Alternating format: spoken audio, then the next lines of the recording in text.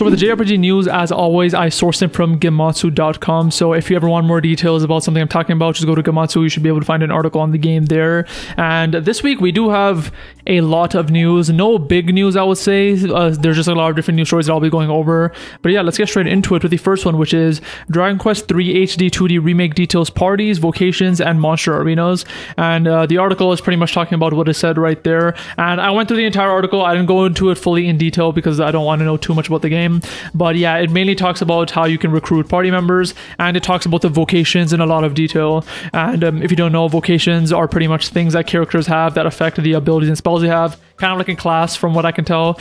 And so from what I read, there's going to be 10 different types of vocations, and some examples are thief, merchant, and hero. And hero is a vocation that only the protagonist can have. But something that they specifically mentioned is that this game, or the remake at least, is going to have a entirely new vocation that wasn't in the original, called Monster Wrangler, which if you were here for last week's episode, I talked about, which is what the main character is in that Dragon Quest Monsters game, I believe it's called. And so I guess that was a class that was in that game. They thought it was cool enough to put it in this remake, and so that is a vocation that you can now have for your party members. And the article goes very deep into it. I don't know if they show all of it, but they show like a bunch of vocations, show how the characters look if you're that vocation, shows what abilities you can do, etc., and goes deep into it. It shows one called the Sage, I think, which is supposed to be special, and it also talks about how you can also go about changing the vocations for your party members too, if you kind of want to get stronger as you go through the game. But like I said, it goes very deep into it. If you want to go into that article, you can check it out on Gematsu. I'm sure it'll still on the front page. If not, you can just search it up. But yeah, Dragon Quest 3 has a lot of information, and I was going through it, and I just noticed how long the article was and how much detail they were going into, and I'm like, I'm good, I don't need to see more. But it's pretty interesting knowing about vocations, because I didn't know that's how Dragon Quest 3 worked. The next news story is Atelier Yumiya, the Alchemist of Memories and the Envisioned Land, launches on March 21st, 2025. Now, there's not too much to talk about here. I actually mentioned this game last week, and I pretty much talked about it, my thoughts about what I think about the Atelier series, etc. But I believe at the time there was no release date. I don't think I mentioned one, and this week I noticed there is one now, so I thought I would bring it up. So yes, March 21st, 2025 is when it is planned to launch.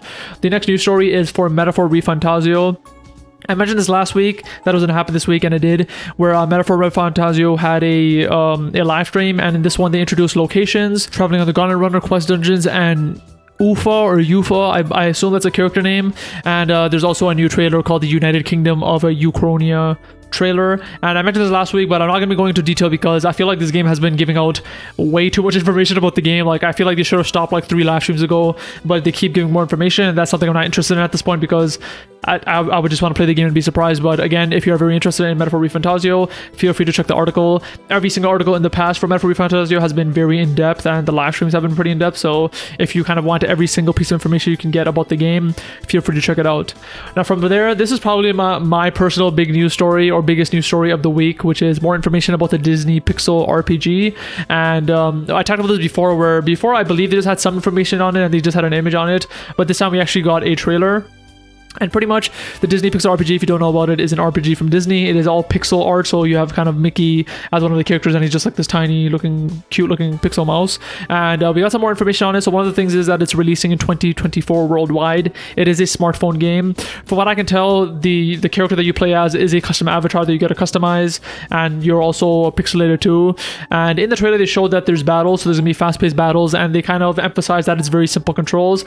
But they also do emphasize that if you are an advanced player, you can use the attack, defend, and skill commands, which is usually what the controls are in a normal game. So I guess if you're advanced in this case, you can use those controls, which is nice. I would be kind of miffed if they only had like a very simple system where you press one button, but the fact that they do give you the option to attack, defend, and use skills when you want is a nice touch, which I would want.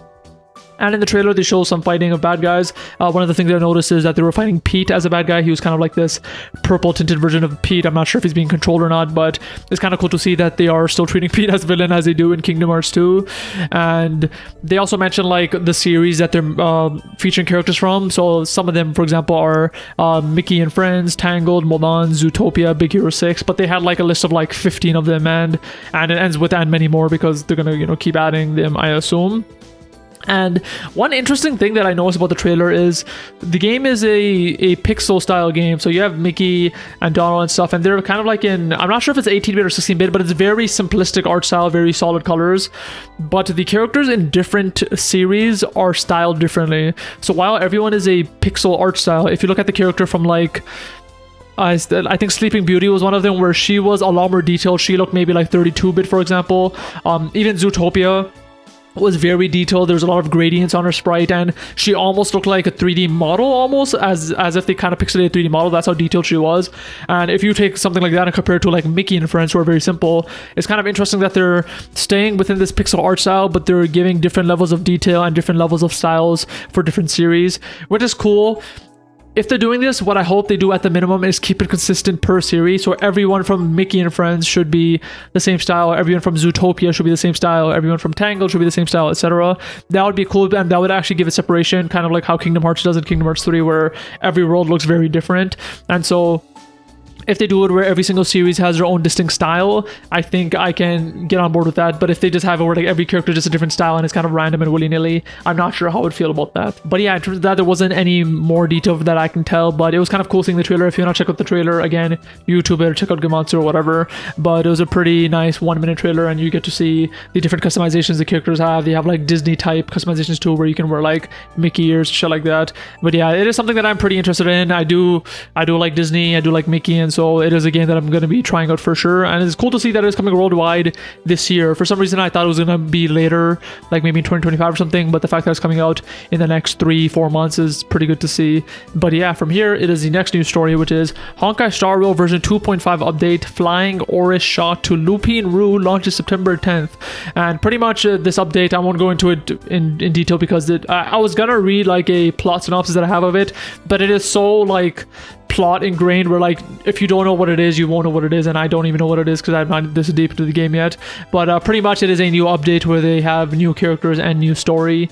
And I'll read the first couple sentences and I'll stop there, which is: this update introduces the eagerly awaited war dance ceremony alongside powerful new adversaries as a brand new trailblazing journey on the Shanzhou Lufao continues to unfold. Players will have the opportunity to recruit new 5-star characters, including Fei Xiao, the general of Shanzhou Yaoqing, who will also feature in the Echo of War, etc., etc. There's a lot more. This sentence is very long, but if you know what that means, very cool. I don't know what that means because I'm still at the very beginning of Honkai Star Rail, but very good to see more updates happening. That is one of my favorite mobile games, and so it is nice to see that it's still in a healthy state. Another news story, we are almost done. This is the second last one, which is there is a free-to-play Magic School MMORPG called Wizard 101 coming to PS4, Xbox One, and Switch. Now, this has nothing to do with JRPGs, really. It was just on Gematsu when I saw it. I just thought I'd add it for fun because I'm not going to talk about it for too long, but I distinctly remember this game being a game that I wanted to try as a kid, but it never ran on my PC. It was kind of cool to see that fucking however long later, like it's been more than a decade for sure, it's finally coming to consoles on PS4, Xbox One, and Switch. And so that's literally all I want to say. I don't know anything else about the game, but I remember like when I was a kid and I used to play RuneScape all the time, I was trying to find another MMO, and I was really into Wizards as a kid, and I always saw ads for Wizard 101 like on the sidebar or whatever. Whenever I pressed it, I got 18 viruses, now kidding, but like whenever I press it and I try to download it, it just never works. So it's kind of cool to see that I can potentially try playing this game if I want to. I'm not sure if I will, but if I ever see it on my PlayStation like store screen, maybe I'll pick it up and try it out for fun. But yeah, I just want to mention that for fun. And the last news story is about Final Fantasy Brave Exvius. The global version is going to be ending its service on October 30th. Now, this is interesting to me because it'd be one thing if the game was just ending, but it is ending only globally, as in the app for Japan is still continuing, and they're going to continue, updating and so on. And if you don't know what this game is, it's a game that I used to play, and I'm not sure if I've ever talked about it on this podcast because it might have been before I started this podcast, but it is this kind of like top-down pixel style JRPG of Final Fantasy. And what's very cool is like it's an actual like game with a story. It's not like, it doesn't feel like a traditional mobile game where you're just fucking around and you have gacha systems and all that. I believe they still had a gacha system, but like you were a main character, your name was Rain, you had a partner, you were going through the story, and it was an actual JRPG where you went to different locations, fought enemies, etc., etc. Like it felt like it could have been on the Game Boy or something, and it was a really fun game. And I fell off at some point, but I remember I really, really enjoyed it. Like I really liked it a lot, and it was a game that I was gonna go back to at some point.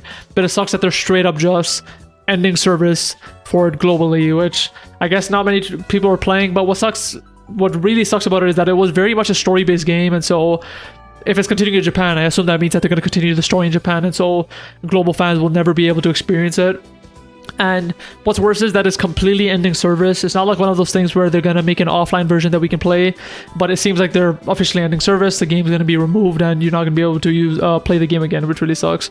But yeah, I just wanted to bring that up in case you are a player of it, or if you were interested ever trying it out. It's called Final Fantasy Brave Exvius, and maybe you can try it before it gets shut down because it is ending service on October 30th, so you do have another couple of months to try it out.